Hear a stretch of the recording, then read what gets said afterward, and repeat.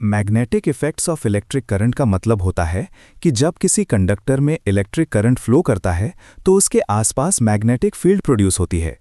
पहले सिर्फ मैग्नेट के बारे में जानते थे, जैसे बार मैग्नेट, जिसमें नॉर्थ पोल और साउथ पोल होते हैं, और जहां मैग्नेटिक फोर्स का इफेक्ट होता है उसे मैग्नेटिक फील्ड कहते हैं।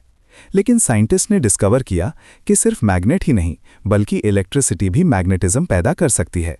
जब एक स्ट्रेट कंडक्टर में करंट पास किया जाता है और उसके पास कंपास रखा जाता है तो कंपास नीडल डिफ्लेक्ट हो जाती है। इसका मतलब ये होता है कि करंट के वजह से कंडक्टर के अराउंड मैग्नेटिक फील्ड बनी। इसी फिनोमिनन को magnetic effect of electric current कहते हैं।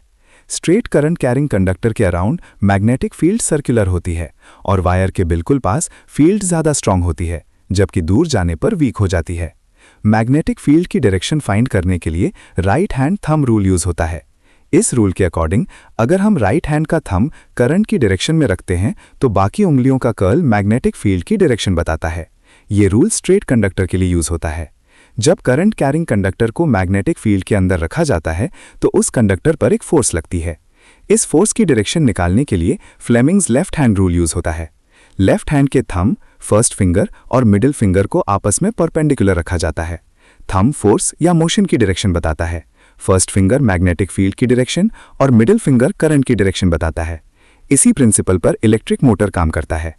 इलेक्ट्रिक मोटर का प्रिंसिपल यह है कि करंट कैरिंग कंडक्टर जब मैग्नेटिक फील्ड में होता है तो वो फोर्स एक्सपीरियंस करता है। मोटर के मेन पार्ट्स होते हैं कॉइल या armature, magnet, carbon brushes, split ring commutator और डीसी सोर्स। जब करंट कॉइल में